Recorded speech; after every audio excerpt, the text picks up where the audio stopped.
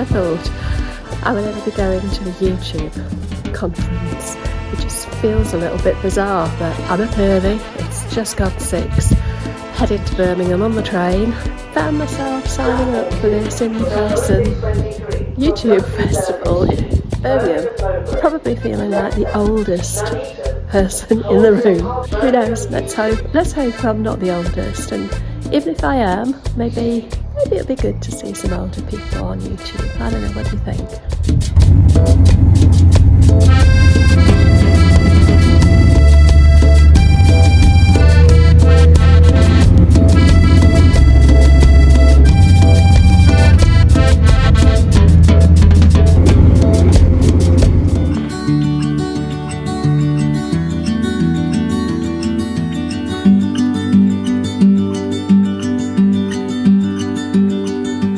Please, just tell me what's on your mind,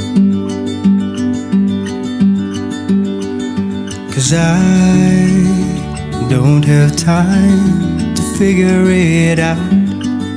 I hated that for when I got up here, but I was like, yeah, this is the moment, let's sing. 2014, I uploaded my first video to YouTube, and in September, that's going to make 10 years that I've been a content creator on the platform. Now overture, it goes like this.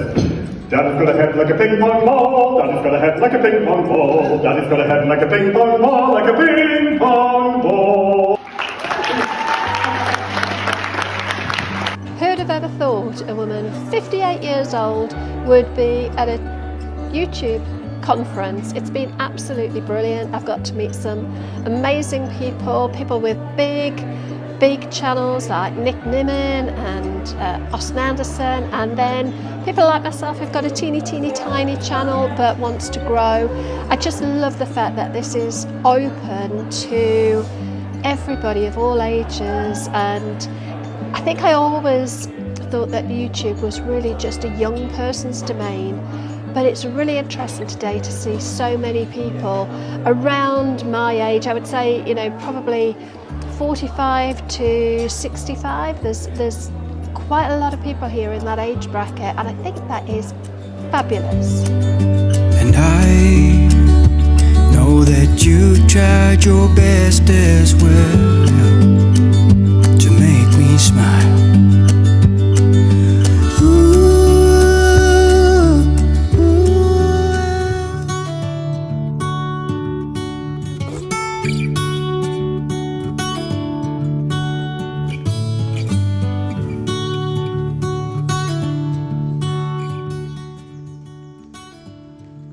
So it's been over a week now since I got back from Tubefest, and it's been a real week of learning and reflecting and thinking. One of the things I think I realised at Tubefest was that everybody seemed to have a different strategy for how they were going to grow their YouTube channels. Some were doing shorts, some were doing long form, some were doing ultra long form.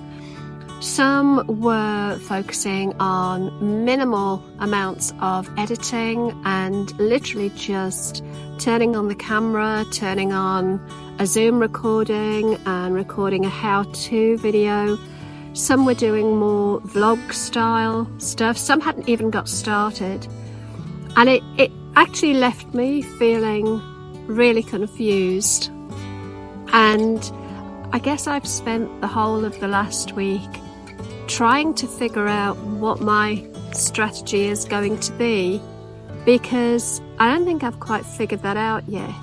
And there's a lot of learning I've still yet to do. I look at some people and they've created some amazing videos really early on. Oh, that's what it is. That's what it seems.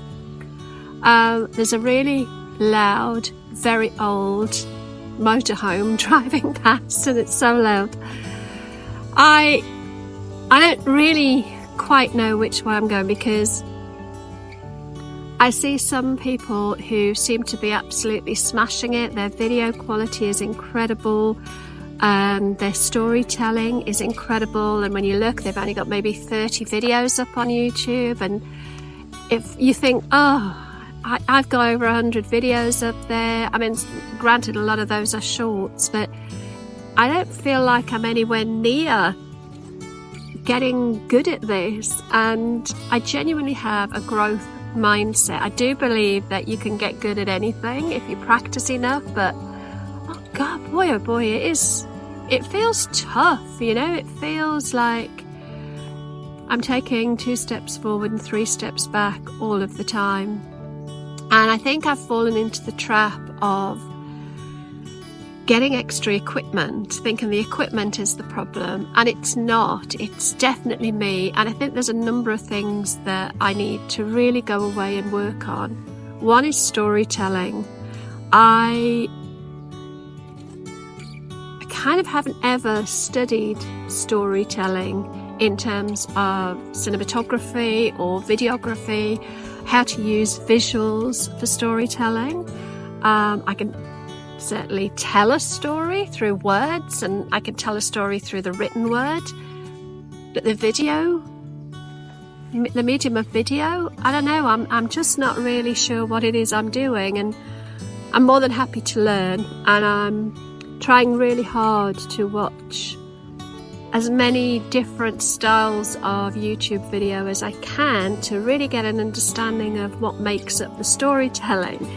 But in the process, I'm confusing myself even further, and then I'm wrapping myself up in knots, and it's making me not put anything out there for fear of it not matching my own expectations, or feeling like I'm going backwards a lot of the time rather than forwards.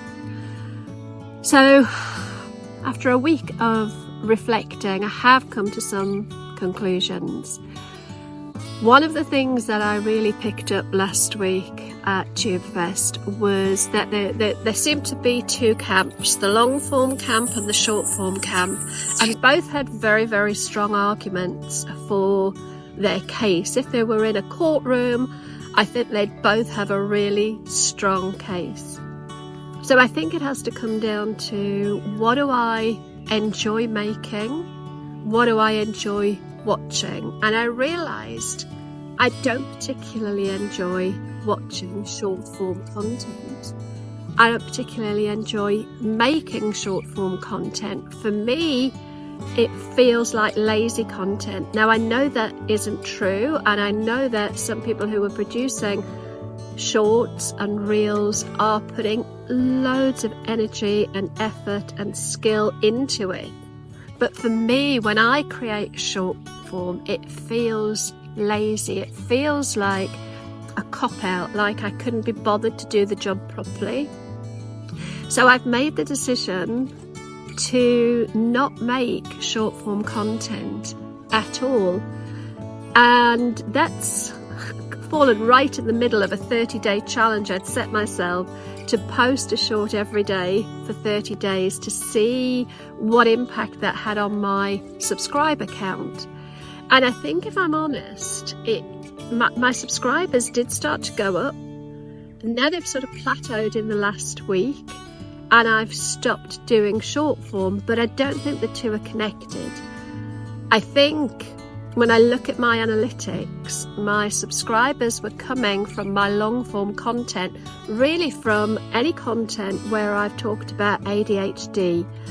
So I've made the decision to stop making short form content, i.e. vertical videos, because I don't think it was helping my growth, and I don't think it was really helping my mental health either, because I feel like I set myself this challenge to create a short every day, and they weren't great quality. So I was putting pressure on myself to come up with ideas and to create stuff that I didn't really want to create. So the short form, for at least the time being, has gone. So that leaves me with the second issue that I've realised from reflecting this week. And that is, I'm not really clear on who my audience are. I think I know who I want them to be, but I don't know that I'm creating the right sort of content for that audience. And as I said, my ADHD content seems to get a lot of traction, and I get comments on my ADHD content that I don't get on my business content, which makes me wonder if my audience are more likely to be wanting to hear about my life with ADHD.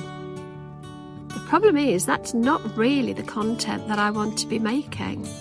I really want to be helping midlife entrepreneurs who happen to have ADHD to grow their business. So I want to share my business tips as well, and it's challenging because I don't know which direction to go in, or if there is a way to combine all of that.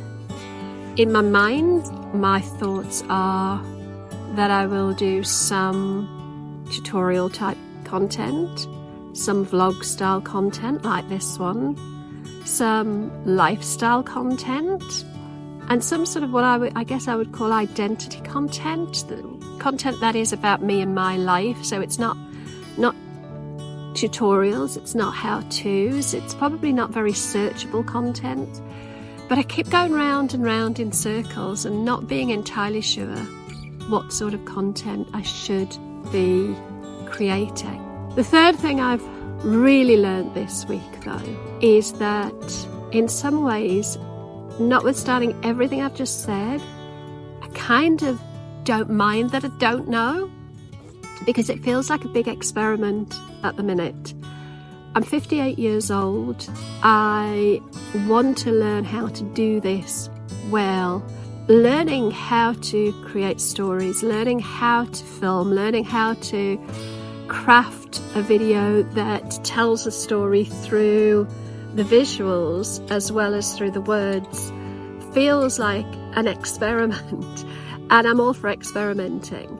So I guess what I'm trying really hard not to do is to get to the point where I don't do anything for fear of doing the wrong thing, and actually just get out there and keep experimenting and trying different things until I find out what works for me, what I enjoy doing most, what gets the most interest from an audience, what adds the most value. I do know that going into my next decade, as I head in towards my 60s, I know I want something to keep my brain active, to keep my brain working.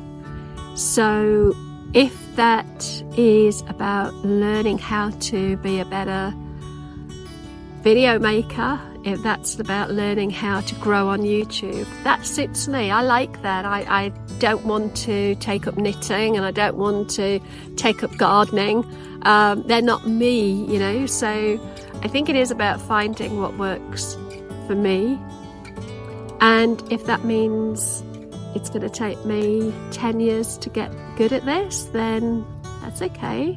I haven't got anything else that, you know, is going to get in the way. I've got the freedom now in life to be able to treat this as a hobby. I would like to monetize. I don't need to monetize. I'm quite fortunate in that respect, but I would like to monetize because why not? And I guess so that I can say I did. I don't know. I just know I really enjoy doing this. I think there's a show-off element in me, and I've realised really only in the last couple of years that I'm quite an introvert, but I'm an introvert who likes to be visible. Interestingly, I was watching a young YouTuber the other day, and she was talking about the fact that she loves creating videos.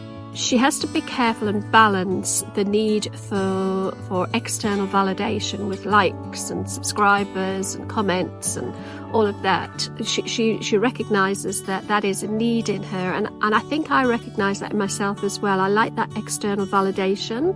And what she was saying was it came from the fact that she didn't get a huge amount of external validation when she was a child, and she never really felt like she was being heard. And it was so interesting because when I stopped to think about what she was saying, I realised that as the youngest, so I was the baby of the family, and I can clearly remember as a child being almost dismissed. Or what do you know? You're too young to know anything. They probably weren't using these words, but the message that stuck in my head was, you're too young and your opinion doesn't count.